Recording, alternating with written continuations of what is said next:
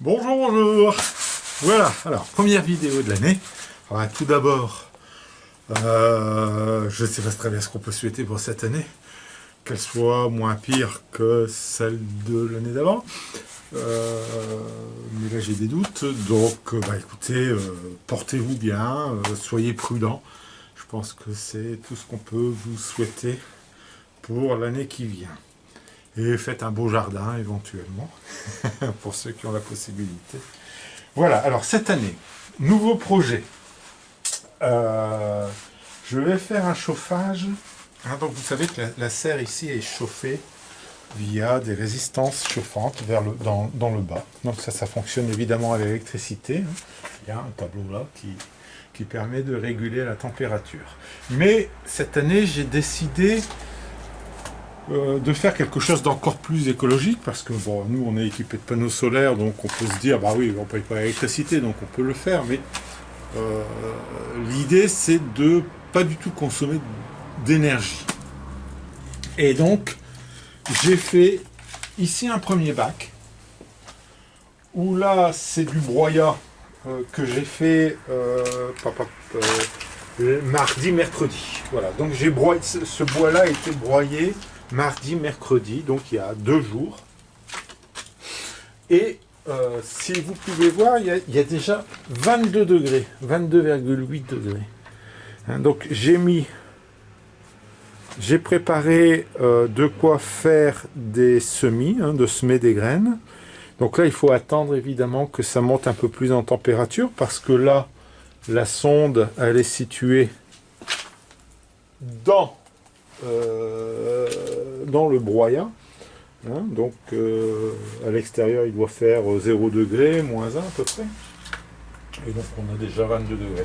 Donc là, je vais laisser mes bacs à l'intérieur et les laisser chauffer un peu. Lorsqu'il y aura une température de 22 degrés ambiante à l'intérieur, on pourra commencer seulement à envisager de faire des semis. Bien sûr, pour l'instant, c'est beaucoup trop tôt. Hein. Nous sommes on est combien là ? Le 14 janvier. C'est beaucoup trop tôt pour faire des semis. Hein. Donc là, c'est simplement la préparation. Mais bon, c'est une nouvelle technique que je me suis dit, ce serait peut-être intéressant de développer. Donc là, c'est du broyat. Je vais avoir du fumier de cheval. Et ce sera pareil. Le fumier de cheval, je ferai un petit enclos là-bas au bout pour permettre donc, ici, pour chauffer un peu plus et refaire des semis éventuellement là. Alors je ne pense pas évidemment que ça va chauffer la serre à 22 degrés, hein, faut pas rêver. Mais localement, je pense qu'on pourra faire des semis dessus. Donc ça peut être intéressant. Alors ici, il y a des choses qui poussent. C'est quoi ? C'est de la consoude ici, principalement. Bon, ça n'est que de la consoude d'ailleurs, que j'ai mis en pot. J'ai fait de la pommade de consoude, vous avez vu, j'ai coupé les racines, et une partie des racines, je les ai mises là. Et donc, vous voyez que ça sort par endroits, pas mal. Ça peut être intéressant. Donc là, un peu plus loin, on a des plants d'artichauts. J'espère qu'ils vont résister au froid. Tous ces plants sont destinés à Verscure. Donc une ferme agroalimentaire. Parce que pour les plants d'artichaut, il faut quand même des distances d'1 mètre entre chaque plant. Donc il faut quand même de l'espace.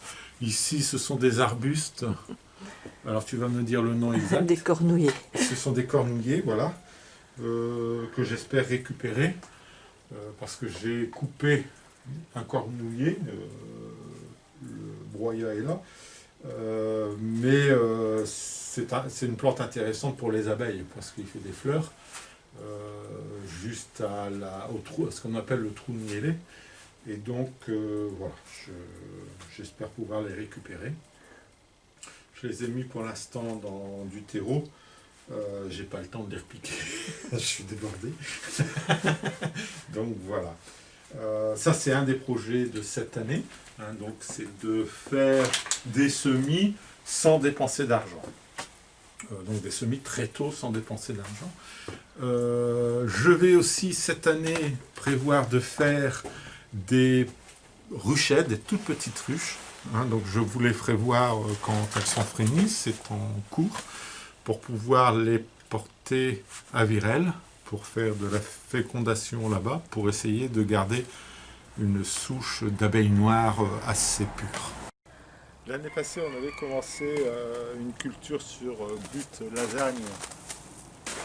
Je dois avouer que le résultat n'avait pas été probant. Mais elle était beaucoup trop récente. Je pense que une butte, il faut la faire plusieurs mois à l'avance avant de pouvoir cultiver correctement dessus. Donc cette année, j'ai remis une bonne couche de terre dessus. Et donc on va essayer de voir si c'est intéressant ou pas, si on obtient une production correcte ou pas. Donc voilà, là j'ai remis une bonne couche de terre. Donc, voilà, vous voyez, voilà. Donc, vous voyez, il y a quand même une très grosse couche de terre. Ce que j'avais fait en début de saison, c'était vraiment trop peu. Donc il faut au moins 10 bons centimètres de terre sur la butte pour dire de pouvoir cultiver dessus. Donc les résultats, on verra cette année ce que cela donne. Voilà. Et donc il y aura une préparation de culture de pommes de terre aussi, sans travailler la terre du tout.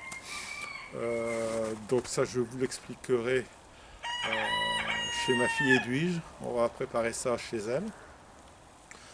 Donc voilà un peu les projets. Si vous voulez des renseignements, des explications sur une culture ou l'autre, ou que je développe des sujets, ben dites-le et puis on se fera un plaisir de répondre. Alors ce ne sont pas des cours, c'est ce que moi je fais. Alors c'est peut-être pas le top, hein. Chacun fait en fonction de son envie, de son sentiment. Mais voilà, je peux au moins vous expliquer ce que moi je fais. Ici, mes ruches vont très bien. Mais par contre, cette année, j'ai quand même déjà perdu 3 ruches. C'est la première année que ça m'arrive. J'ai fait des bêtises, ça c'est sûr. Et des ruches qui ont été purement et simplement empoisonnées, probablement par les méthodes d'agriculture intensive.